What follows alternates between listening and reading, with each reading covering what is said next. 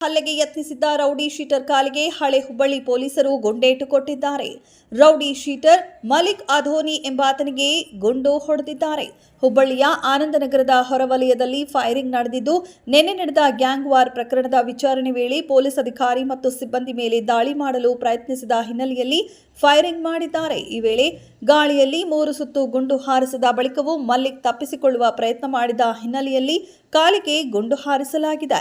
ಘಟನೆಯಲ್ಲಿ PSI Vishwanath, constable Kallanagowda, ಶರೀಫ್ಗೆ ಗಾಯಗಳಾಗಿದ್ದು Hubballi ಕಿಮ್ಸ್ಗೆ ದಾಖಲಿಸಲಾಗಿದೆ. Commissioner N Shashikumar KIMS ಆಸ್ಪತ್ರೆಗೆ ಭೇಟಿ ನೀಡಿ ಗಾಯಗೊಂಡ ಪೊಲೀಸರ ಆರೋಗ್ಯ ವಿಚಾರಣೆ ನಡೆಸಿದ್ದಾರೆ.